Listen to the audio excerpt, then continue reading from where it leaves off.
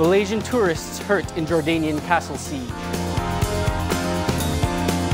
Klang Valley water cut to end sooner than expected. Hi, I'm Daniel Al-Bakri with Cuppa News.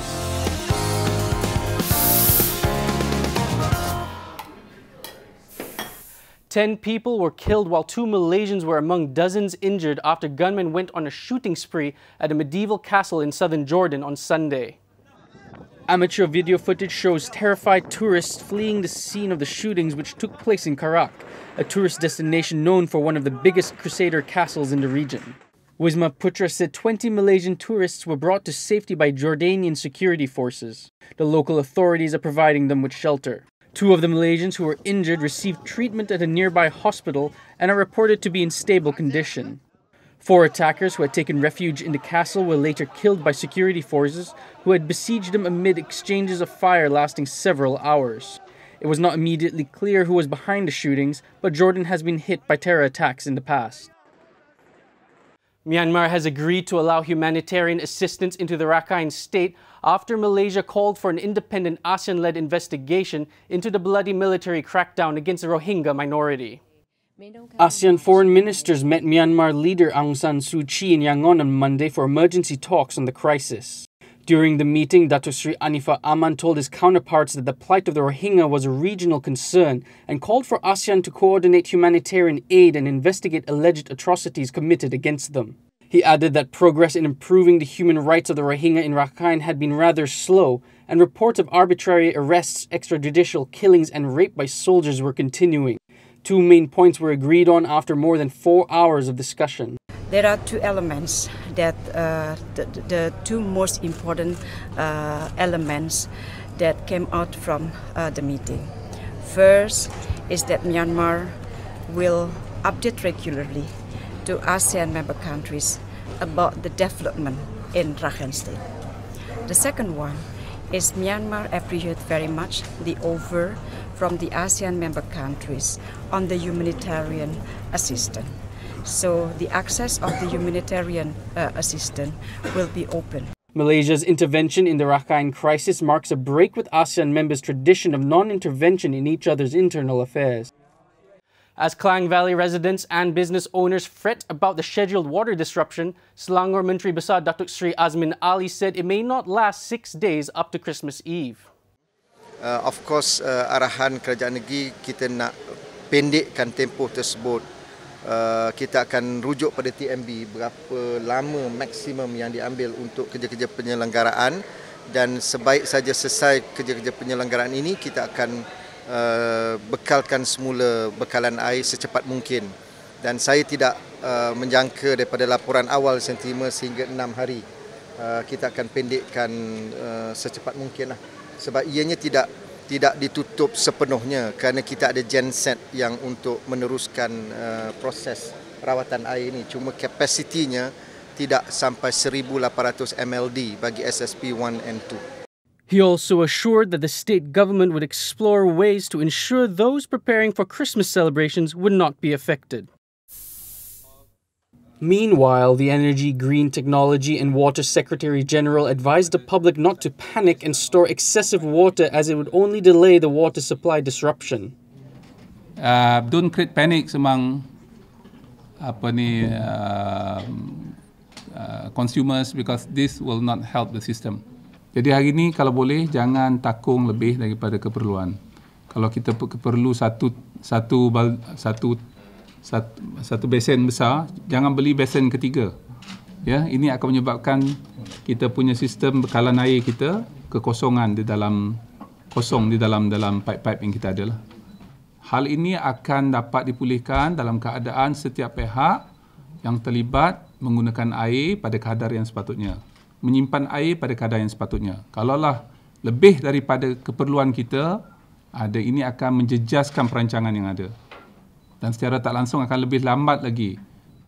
He added that Pengurusan Air Selangor Sendirian Berhad had requested National Water Services Commission, or SPAN, to conduct maintenance work in stages within 4 days, with a distribution concept of 2 days with water and 2 without. In the meantime, TNB's maintenance work at the Bukit Badung substation, which is causing the water supply disruption, is proceeding on schedule. Setakat hari ini, kita telah pun berjaya membuat penyelenggaraan sebanyak 60% setakat pukul 3 tadi lah, dan melibatkan seramai 120 anggota kerja tenaga nasional. Kita yakin semuanya akan selesai ikut tempoh yang jadualkan, iaitu 16 jam. The maintenance work has resulted in a shutdown of the substation from 8 a.m.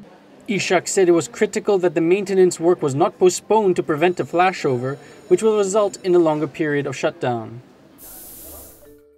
Also making headlines, the ringgit hit its lowest level against the US dollar since the 1998 Asian financial crisis. In early trade on Monday, the ringgit fell to 4.4805 per dollar. Second Finance Minister Datuk Johari Abdul Ghani, however, said there was no need to panic and assured that the ringgit has all the strength to bounce back. He added that there was no need for capital control or to peg the ringgit as Malaysia is an open economy. Bank Negara has refuted reports that ATM card holders will not be able to make withdrawals if they do not replace their cards with the new PIN-based cards. The central bank also said in a statement that the ATM cards can be replaced for free and the public should not delay the replacement of cards. Effective July 1st, 2017, all payment card transactions conducted using locally issued payment cards can only be completed with a PIN entry, and signature verification would no longer be facilitated.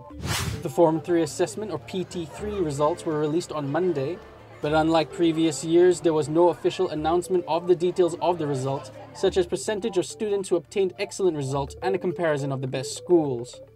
I got 6 A's, 2 B's and 1 D. I expected B for my science, but so unfortunately I got D for my science. I mean, I'm kind of happy that I got 7 A's. That's hard enough to get, but I'm kind of disappointed as well because it's a C. Not like I didn't expect that. So yeah. Introduced in 2011, the PT3 written test is a replacement of PMR and covers 12 subjects. In other news, a dashcam captured a horrific multiple vehicle crash on Singapore's Ayer Rajah Expressway on Monday morning that left 1 dead and another 4 injured. The Straits Times reported that a man drove his Mercedes-Benz against traffic before colliding into a Toyota Vios, which struck a motorcyclist and his pillion rider. The driver of the Mercedes, a 53-year-old man, was arrested for further investigations. The woman at the center of a corruption scandal that triggered the biggest political crisis for a generation in South Korea denied charges of fraud and abuse of power on the first day of her trial. 60-year-old Soon-sil was accused of pressuring big businesses to pay money to foundations that back President Park Geun-hye's policy initiatives. Prosecutors have named Park as an accomplice, although she has immunity from prosecution while in office. Hospital visits spiked, roads were closed and flights cancelled as China choked under a vast cloud of toxic smog, with forecasters warning the worst was yet to come. At least 23 cities in the world's most populous country have issued red alerts for air pollution since Friday. Beijing's air quality index on Monday morning hovered around 200, which is 8 times the WHO's daily recommended maximum exposure level. Puerto Rico! Stephanie Del Valle of Puerto Rico was crowned Miss World 2016 on Sunday. The 19-year-old student, who speaks Spanish, English, and French, hopes to get into the entertainment industry.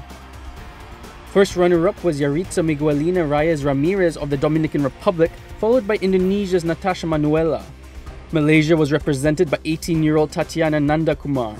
Miss World 2016. Let's hope she'll bring about world peace. That's all for today, folks. Good night.